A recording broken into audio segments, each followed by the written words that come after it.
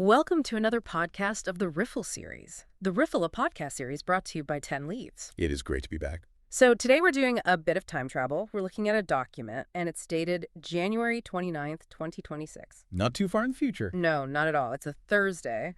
And in the ADGM, the Abu Dhabi Global Market, a very specific letter has just landed in the inbox of every senior executive officer. It's the kind of letter that, well, likely ruined a few weekend plans, honestly. Yeah. It's from the FSRA, the Financial Services Regulatory Authority. And signed by Marianne Cicluna. Exactly. The Senior Executive Director of Supervision. When you see a name like that at the bottom of the page, you don't just skim it. You read every single word. The subject line is Thematic Review on Outsourcing. Now, I want to get this out of the way right up front. Outsourcing, to see it sounds dry. It does. It sounds like back-end bureaucracy. You know, procurement forms, vendor lists. It doesn't sound very exciting. It's definitely not sexy. But it is so vital. And I think that's the trap people fall into. We think of outsourcing as, hiring someone to fix the printer. Who run the payroll. Right. But this review, it frames it completely differently. This is about the plumbing of the entire financial system. A modern firm isn't a monolith anymore. It's a network. The IT is from company A, compliance is company B, audit is company C. It's a web of dependencies. You pull one thread and the whole thing starts to wobble. Exactly. And the FSRA has basically taken this high-powered flashlight and is shining it right into all the cracks. And the central thesis of this whole review, and look, if you take nothing else away from our deep dive today, remember this. Okay. You can outsource a function, but you can never, ever outsource the responsibility. That's the core tension, isn't it? The difference between doing the work and, well, holding the bag. Precisely. If your vendor crashes the system, or your consultant misses a huge money laundering red flag, the FSRA is not going to call the vendor. They're calling you. They're calling you. You're the authorized person. You hold the license. And you hold all the liability. So this letter is basically a catalog of all the ways firms have been trying to dodge that reality. And it starts with something surprisingly fundamental. It does. It seems a lot of firms don't even know when they're outsourcing. Which sounds absurd. How do you not know you've hired someone? But the definition is tricky. The FSRA found this massive blind spot, especially around software. The software blind spot? Yes. Yeah. Think about it. You buy a license for a SaaS product, right? Software as a service. You think, I'm just buying a tool. Like buying a copy of Microsoft Word. Exactly. But the FSRA is saying, no, wait, look at what that software does. And the review gives this perfect example of a fund manager. They were using a third-party IT system to price their fund units. And that is so dangerous. Yeah. Pricing the fund is critical. It determines the net asset value, the NAV. It dictates what investors get paid. I mean, this is not administrative trivia. It's a core regulated activity. It is a core regulated activity. Right. But this firm, they treated the software provider like any old vendor. They didn't label it as material outsourcing. And material is the key word there. It's everything. Material outsourcing means if this thing breaks, your firm breaks. If that pricing software has a glitch, investors are immediately harmed. And because the firm didn't label it correctly, they didn't do the deep dive on due diligence, they had no backup plan. They were flying blind. Just a failure of categorization. But there's another category that confuses people. Auditors. Right, and this is the one place where you get a bit of a pass, but it's very specific. The FSRA had to clarify. Hiring an external auditor is not outsourcing. Because they're supposed to be independent anyway. That makes sense. It does. The rules require them to be an outside party checking your math, but, and this is the pivot, internal audit is different. That's supposed to be your own immune system. Checking your own processes from the inside. So if you hire a third party to be your internal audit department, that IS outsourcing. All the rules apply. So external check, not outsourcing. Internal check is outsourcing. You got it. Okay, there's one more identity trap I really want to dig into because I see this all the time. The group trap. Oh, this is the big one. This is the most common comfort blanket in the industry. Right. You have a firm in ADGM, you need IT support, and you just say, oh, well, our parent company in London handles that. It's all in the family. It's us. We do. We don't need a contract. We don't need to vet them. And it feels intuitive. I mean, why would I vet my own boss? Yeah. Or my sister company? But legally. Legally, in the eyes of the regulator, you are separate entities. The FSRA is crystal clear on this. Just because you share a logo does not mean you share a regulatory brain. If it's a separate legal body, even your parent, it is outsourcing. period. Which leads us perfectly into the next phase. Once you actually admit you're outsourcing, you have to do the homework, the due diligence. And the review suggested for a lot of firms, this homework is being done, let's just say, hastily. Hastily is polite. Very polite. The FSRA found a lot of firms have this tick box mentality. They run an AML check. Is the vendor a terrorist? No? Great, you're hired. I mean, that's a good start. I'll give them that. It's necessary, for sure, but it's nowhere near sufficient. The FSRA expects a full, holistic, operational check. Does this vendor have the capacity? What are their cybersecurity protocols? What's their disaster recovery plan? The review mentioned something that felt almost old school, but it's still considered best practice, physical site visits. Yeah, kick the tires. It seems a bit strange in the Zoom era, doesn't it? But the FSRA highlights it as good practice, especially for providers outside the UAE. So you actually go there. What are you looking for? You're looking for reality versus the website. A website can make a 3-person startup look like a global giant. Right. You go there to see, is the server room actually locked? Is confidential client data just left out on desks? You can't smell incompetence over an email. You have to be there. But this brings us back to that group issue. The review found firms were just inheriting due diligence. The lazy inheritance. So the ADGM firm says, well, our headquarters in London vetted this software for the whole group, so we'll just use it. The FSRA found cases where the local ADGM firm had zero input. None. They didn't even ask if it works for UAE requirements? They just took what they were given, and that is a complete failure of local responsibility. And then we get to the finding that made me laugh, and then immediately cringe. The conflicted due diligence. Oh, this is dark comedy. It's beautiful. So a firm outsources its compliance officer role to a consultant. Okay, pretty standard. Then the firm needs to do due diligence on that same consulting firm. And who do they ask to write the report? The outsourced compliance officer. The guy they hired from the firm. Hey, can you write us a formal report on whether you and your boss are any good? It is grading your own exam. It's an impossible conflict of interest.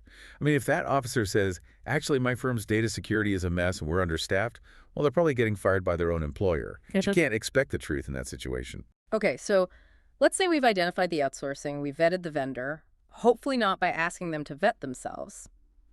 Now we get to the paperwork. The contract. And this is where the timeline gets all tangled up. The FSRA found a lot of what it calls retroactive paperwork. Signing the contract after the work has already started. Right. We've all seen it. Get started Monday, legal will catch up. But for that gap period, maybe a week, maybe a month, you have an external party handling your client data with zero legal framework. If they leak data on day 3 and you sign the contract on day 10, you are in a legal nightmare. And even when the contract is signed, the language matters. The review called some of them vague. Vague is an understatement. They found contracts that just listed compliance services as the scope of work. What does that even mean? Who knows? Are they writing your manual, filing reports, training staff? If you don't define the box, you can't be mad when they don't do what you thought they would. Which leads to the set it and forget it problem, the supervision part. And the review really focuses here on EKYC. Electronic, know your customer. Yeah, this is the intersection of tech and maybe a bit of laziness. You buy this software, it scans passports, checks faces, screens against sanctions lists. It feels like magic. It's automation. It's meant to save time. It saves time, but it doesn't save you from liability. You cannot just install the robot and walk away. You have to supervise the robot. What does supervising software even look like? It looks like monitoring failure rates, looking for false acceptances. That's the nightmare scenario, right? Yeah. Software says all clear on someone who is actually a sanctioned money launderer because of some glitch in the algorithm. If you're not spot checking the machine's work, you can't just tell a regulator, oh, the software made a mistake. They'll say, why didn't you catch it? Chilling. Okay, let's pivot to the human element. Because we're not just outsourcing software, we're outsourcing people. Specifically, approved persons. The compliance officer, the money laundering reporting officer, the MLRO. This is very common for startups. You can't afford a full-time head of compliance, so you hire a consultant for, say, 10 hours a week. And that's allowed. But there's a growth trap. Right. The firm starts small, 10 hours is fine, but then the business explodes. More clients, more complex trades, a new fund. But that compliance officer is still on the same 10-hour retainer.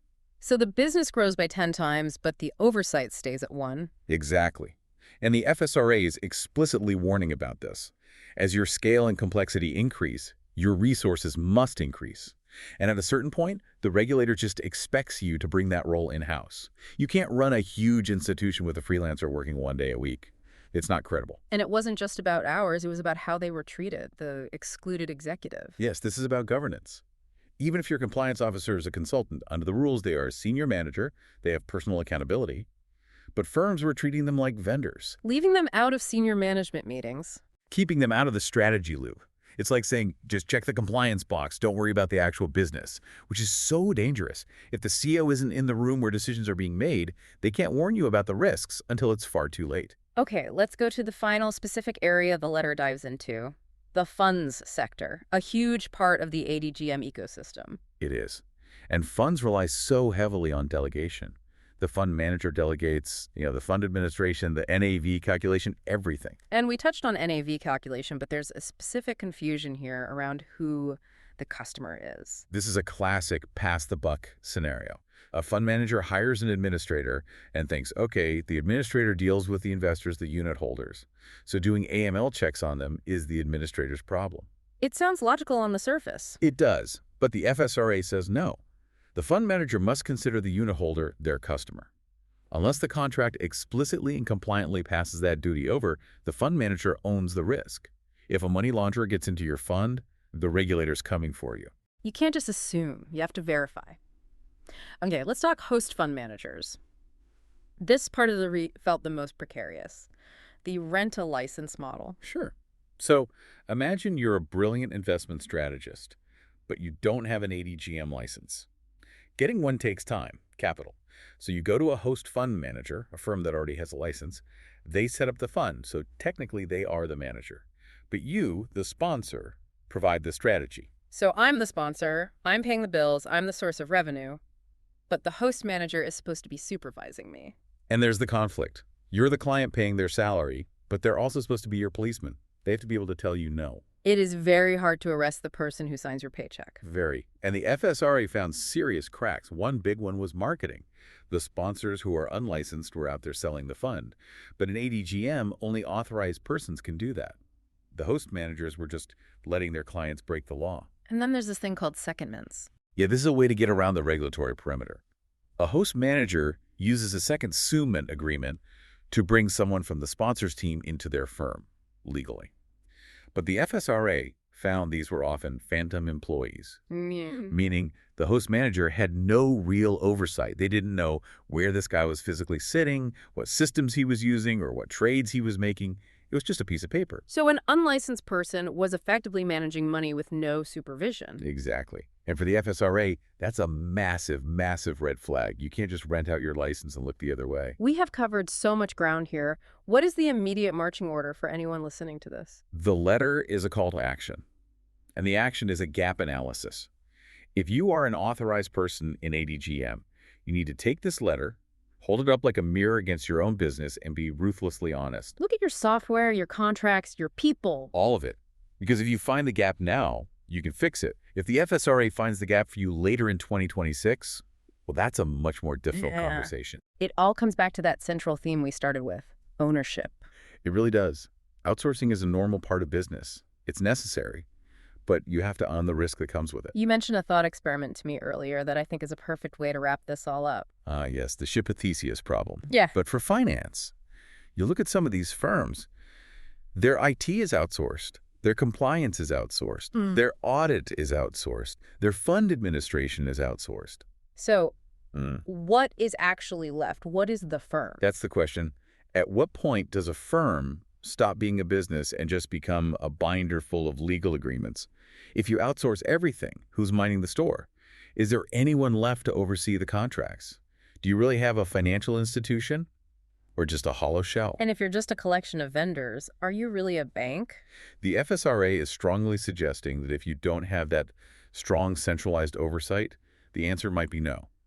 And they are not in the business of licensing hollow shells. Well, on that slightly terrifying note, I think a lot of our listeners might have some vendor contracts to review this afternoon. I think they probably do. Thank you for guiding us through the plumbing of the ADGM. This has been a real eye-opener. My pleasure. And thank you to our listeners for tuning in. Keep asking questions, check those contracts, and we'll catch you on the next deep dive. Goodbye.